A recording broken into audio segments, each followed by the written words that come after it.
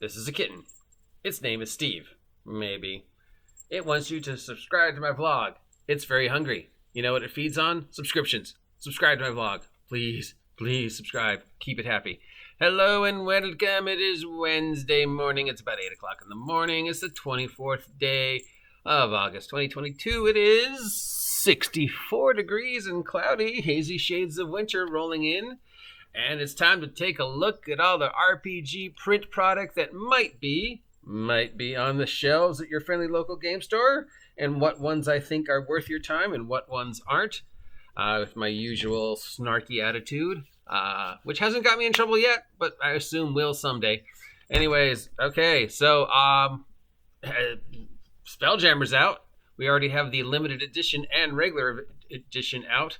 I think we're going to see more limited editions and less regular editions as things progress with the way it looks like our friends at Wizards of the Coast are going. So for $70, you can get the special edition. It comes with a slipcase, it comes with the alternate covers, and it comes with a DM screen. Haven't heard anything really great about Spelljammer. Haven't heard anything really awful about Spelljammer, other than apparently there aren't any space combat rules, or the space combat rules that are really kind of suck. I'm not sure which. But so far, and Wizards of the Coast has already sort of just forgotten it.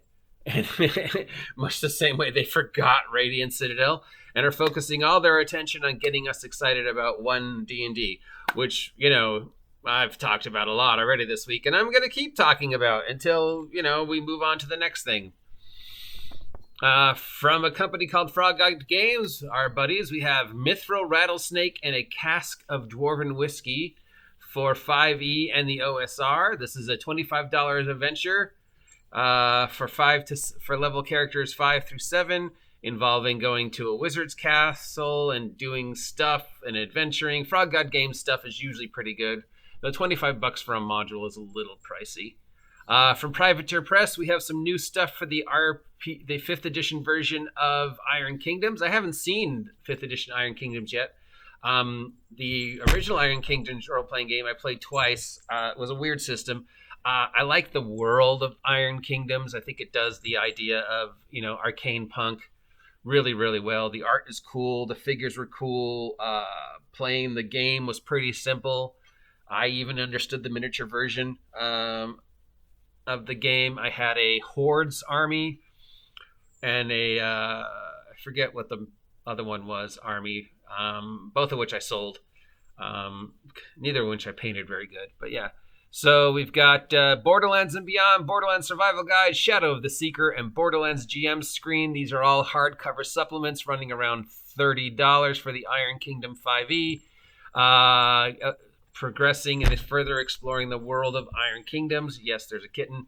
Oh no, kitten. So if you've already purchased the World of Iron Kingdoms for 5e, or just want to see what the Iron Kingdoms world looks like, this is out there. It would probably be my recommendation for the week. Iron Kingdom setting is like one of those... What are you eating? Oh, a stick. One of those settings that I think works better for 5e than 5e does. Because the world of 5e is kind of a mess. But the system has a potential, just not for medieval fantasy. But, a steampunk, arcane punk kind of world might be perfect for 5e. So, yeah, this would rate in my top 5 of system settings that I think is better for 5e than the current one.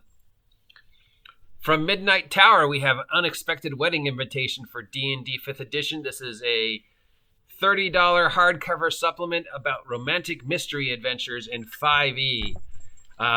So if you want to play a Jane Austen themed murder mystery in 5e, here you can get one for $30. $30 seems a lot for an adventure, but it's a hardback. Look at this troublemaker. Look at this face. How can you resist this face? How can I resist this face? This face is annoying. This face is destroying my house.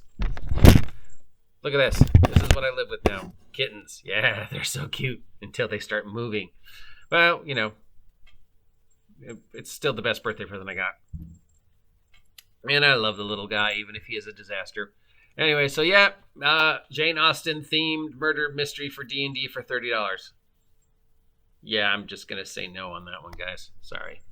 From Edge Studios, we have Adventures in Rokugan for Dungeons & Dragons 5th edition. This is a $50 hardcover, and it's once again an attempt to bring the world of Legend of the Five Rings into role-playing, this time for 5e.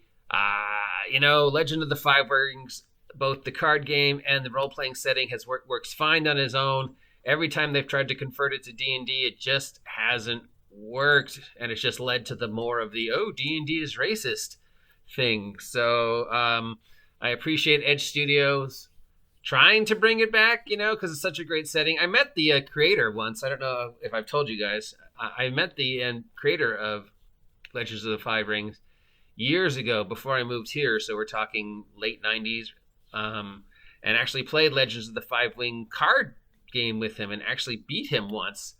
And he was a really nice guy. And he, we kind of went over what all his plans were for Legends of the Five Rings and stuff like that, and where he wanted it to go. I don't know if he's happy with its current state, but it was fun meeting him that one time. And yeah, always been kind of a fan of Legends of the Five Rings, but that's probably racist. So yeah.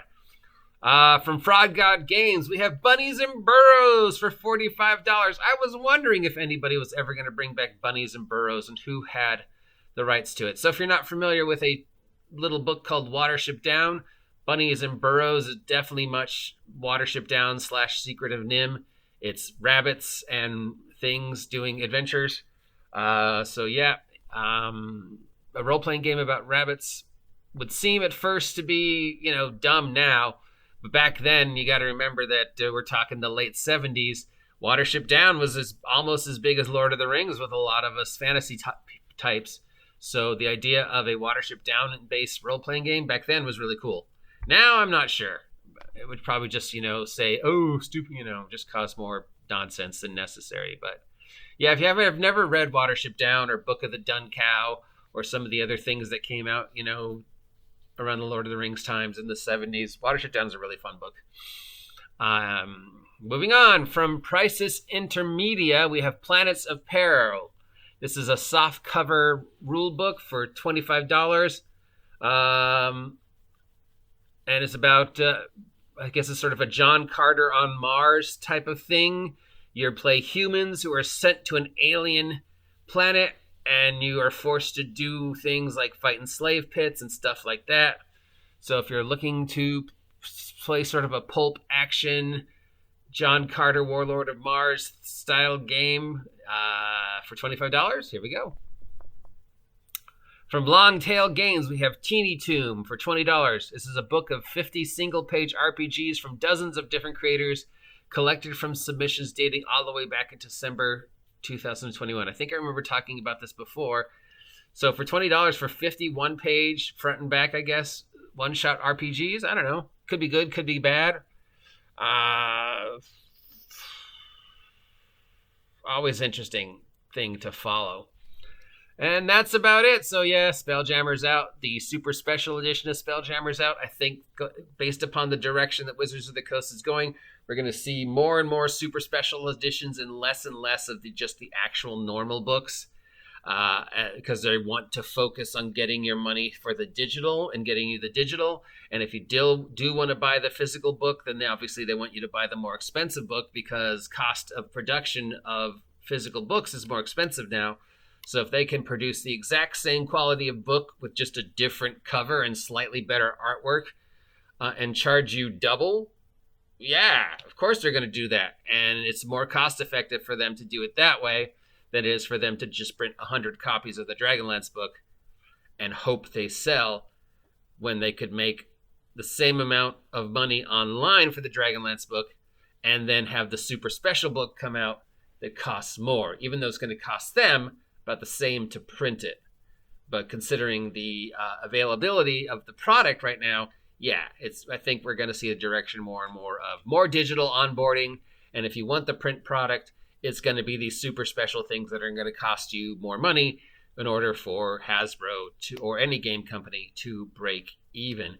We do have some Hasbro news we haven't addressed yet that came out of OneDnD Day, and I've sort of been saving that one for special because it's really going to upset a lot of people. So I'll probably talk about that one either today or tomorrow. I've sort of been saving it Because, there's certain YouTubers who I just want to go, turns out I was right and you were wrong all along. But we're going to wait on that one. So that's it for today's news. If any of these products sound like something you want to pick up, run, don't walk to your nearest friendly local game store and ask them to look into that for you. Remember, the shipping nonsense is still going on almost a year later. So make sure the product is in stock. My recommendation for the week for physical product is, of course, the World of Iron Kingdom stuff, because I'm just a fan of the World of Iron Kingdoms. And it's a really great alternate take on 5e. And I think it's it would rate in my top 5 world settings that I think is better for 5e than anything Wizards of the Coast has done. Except for Tomb of Annihilation, which I still think is the perfect, best, most D&D game setting that Wizards of the Coast has done for 5e. But they're definitely way better third party. And there's a stain on my shirt, probably from the cat. That's it for today. If you appreciate this nonsense, let me know. If you don't appreciate this nonsense, let me know. If you haven't subscribed yet, please subscribe. Feed this hungry cat. Till then, I am the OG GM, reminding you as always to get off of my steampunk fantasy world.